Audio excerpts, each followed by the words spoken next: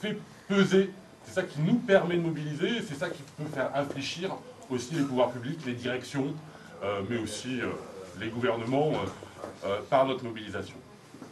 Et je suis plutôt un technicien de Pôle emploi, mais de niveau C, la catégorie C, ouvrier, enfin ouvrier, employé, enfin je sais pas comment on dit, le plus bas niveau de Pôle emploi. Et c'est vrai qu'aujourd'hui, vous voyez le 39-49, et dans notre boutique se multiplient que des plateformes.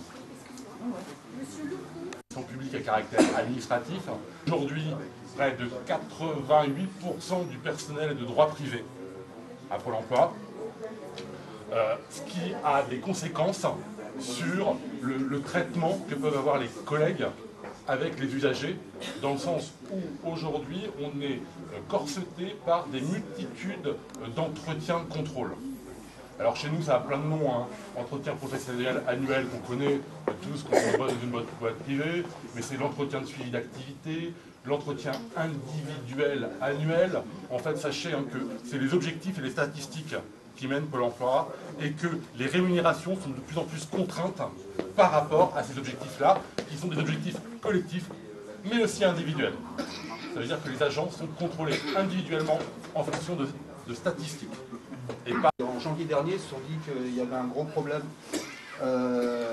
sur la prise en charge du chômage et comment c'était traité. Et depuis des années et des années, il n'y a pas eu une mobilisation, je dirais, coordonnée nationalement sur le thème du chômage. Et les collectifs de chômeurs, les 4 organisations de chômeurs qui sont MNCP, AC, APIS et CGT, à Rennes, ils ont fait toutes les semaines, ils occupent, ils font des actions contre les Pôle emploi. À Brest, ils étaient la semaine dernière, jeudi dernier, occuper le Pôle emploi. À Lille, dans d'autres villes encore, ça continue. Et là, aujourd'hui, je ne sais pas, j'ai pas d'infos sur ce qui se passe dans toute la France. Il y avait une occupation qui était programmée à Rennes. Oui, à Rennes, je sais qu'il y avait, et autrement, je ne sais pas au niveau de la France comment c'était, mais je crois qu'il y avait encore une bonne trentaine de villes qui avaient déjà annoncé des occupations. Si vous avez été sur le site ces derniers jours, je sais, moi je n'ai pas été. Mais... Oui, il y avait Grenoble. C'est la clé de voûte d'un système capitaliste, pour moi, enfin, ça devrait drainer toutes les luttes, et notamment les luttes syndicales. Et on voit bien que les syndicats sont très frileux sur cette question-là. On les voit rarement, à part la CGT qui a une organisation propre de chômeurs. Les autres syndicats sont plus dans les institutions à gérer l'UDD qu'à défendre les droits des chômeurs, parce qu'on sait bien qu'à chaque fois qu'il y a une nouvelle convention qui se fait, la plupart du temps, c'est les droits qui se perdent pour les chômeurs. Ça dure depuis des années. Et voilà quoi. Donc je crois qu'il est temps qu'il y ait une réelle mobilisation sur le chômage qui ne concerne pas seulement les chômeurs, qui doit concerner l'ensemble de la population, parce que comme tu disais tout à l'heure Guillaume, à chaque fois qu'un droit est perdu pour un chômeur, c'est un droit qui est perdu pour un salarié, pour un retraité, pour le reste de la population. Le chômage, c'est le thermomètre, je dirais, de perte de droits. Voilà, donc moi je suis bien content qu'on soit aussi nombreux aujourd'hui ici, qu'on ait réussi à rentrer. Et maintenant, ce qu'il faudrait voir, c'est comment est-ce qu'on continue l'action, qu'est-ce qu'on fait aujourd'hui et qu'est-ce qu'on fait demain, quoi. Donc je vais vous laisser un peu la parole. C'est pour ça qu'il doit y avoir des luttes communes, de la même manière pour ceux qui ont encore la chance de travailler. C'est-à-dire qu'il y a aujourd'hui, bon, que ce soit au niveau de la fonction publique, où la valeur du point est bloquée, où il n'y a pas d'augmentation, où il y a une volonté y compris de faire baisser les salaires, c'est-à-dire que l'objectif c'est, en gros, ce sont les travailleurs et ceux qui en manquent qui sont responsables.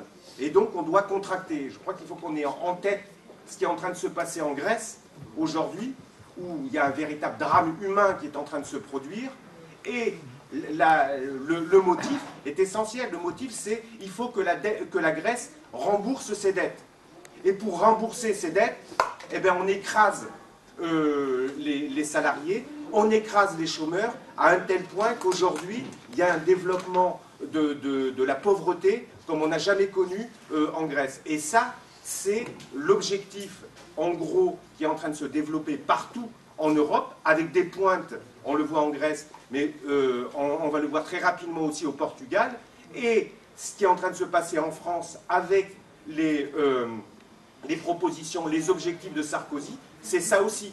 Hein, c'est criminaliser les chômeurs, c'est éventuellement se saisir de la population pour dire c'est pas normal qu'on les indemnise, c'est pas normal qu'ils n'acceptent pas la première offre d'emploi. Voilà, il y a une criminalisation, il y a une espèce de...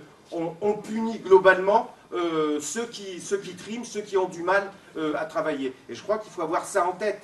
Et il faut avoir en tête aussi ce qui est en train de se passer en Grèce, où il y a une insurrection, une forme d'insurrection populaire, et que ça, c'est un des éléments. Alors, on n'en est pas là aujourd'hui, mais le fait qu'on puisse se regrouper entre usagers, chômeurs, salariés de Pôle emploi, je crois que c'est l'objectif qu'on doit prendre, parce que c'est comme ça qu'on fera changer les choses, c'est en se mobilisant et en développant ce type de mobilisation. Je pense avoir toute ma place dans ce combat-là. Non seulement je le soutiens, mais j'y participe. J'ai bien aimé l'intervention tout à l'heure, parce que ce n'est pas seulement en termes d'usage ou en termes utilitaires que ça se pose en termes de dignité humaine, à mon avis. Et ça concerne, et bien évidemment, les premiers intéressés, ça concerne les salariés, ça concerne aussi le retraité que je suis, ça concerne tous les citoyens en tant que tels, je pense, ce problème-là. C'est un problème, effectivement, de dignité, avant toute chose. Et les accusations, la culpabilisation des chômeurs par le président de la République en exercice, là, je trouve ça indigne. Alors, comptez sur moi pour non seulement relayer les préoccupations des uns et des autres, mais pour combattre ces projets-là qui sont inacceptables dans la société actuelle.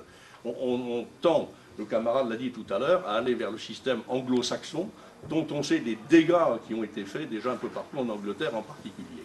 Et si on ne résiste pas, et ce terme de résistance, là, je crois que ça doit être le terme fort du moment, si on ne résiste pas, on va aller effectivement, comme dit Gérard, vers ce qui se passe en Grèce. Il n'y a pas besoin d'aller chercher au Portugal, ici, c'est à nos portes. Ça va être en France de la même façon. Je leur dis cette question que je traîne depuis longtemps, quand je me suis retrouvé arrivé en retraite, mais avec aussi une petite période de chômage, de découvrir que toutes les périodes où on a été au chômage, bien les répercussions de ça pour le calcul de la retraite, quoi, hein. Car toutes ces périodes ne sont pas indemnisées. Alors beaucoup ouvrent des grands yeux et découvrent ça, et demain, pour tous ceux qui ont passé des moments de chômage, eh bien, je ne sais pas qu'est-ce qu'ils auront comme retraite, hein. Déjà, c'est pas lourd, la retraite, mais alors quand c'est devenu un vrai gruyère avec plein de périodes, c'est bien grave, hein. Moi, j'étais très surpris de l'apprendre ça, de le découvrir. J'en ai assez parlé. Et puis, est-ce qu'on n'aurait pas à avertir, la question que je vous pose, quoi, hein, à avertir un peu plus peut-être les chômeurs de cette incidence-là, quoi, hein. Et puis peut-être à changer la loi, alors, hein. Ça, c'est... Surtout à changer la loi. Oui, surtout à changer la loi. Mais on est là pour, enfin, on est là pour ça, c'est pour obtenir des droits nouveaux pour les chômeurs. Surprise, n'apparaissait pas 6 mois de chômage de l'année 1971. Oui. Je m'adresse aux assédiques, à l'époque c'était dans le Val d'Oise, plus de traces de mon dossier, ça n'existait plus. Heureusement, je suis conservateur dans certains cas, j'avais gardé les papiers.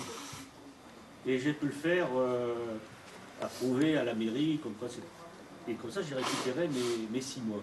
Alors j'engage ceux qui sont près d'avoir la retraite, de faire bien attention à ça, et surtout de conserver leur papier de chômage.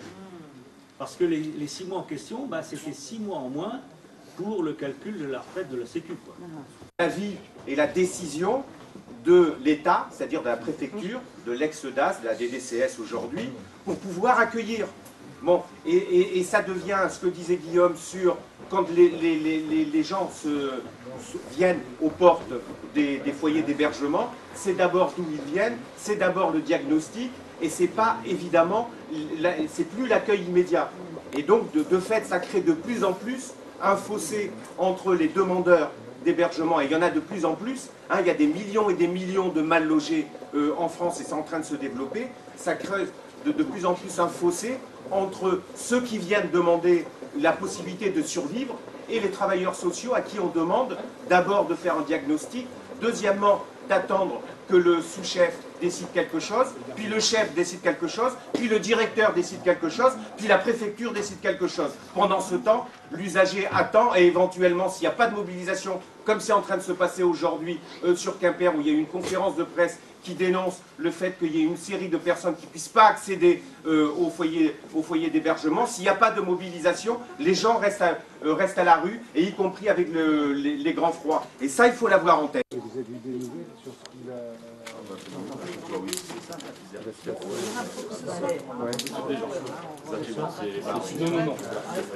On va pas se laisser aller, hein. On a de quoi tenir un siège. Sur place. Non, c'est pour l'hébergement. Pour l'hébergement. Mais il y a pas là. Oui, mais je ne sais pas si déjà on va y aller, les malades. Au début, je voyais vraiment quand même la bouche. Bon, bah, on n'est pas si mal à Pôle emploi, hein.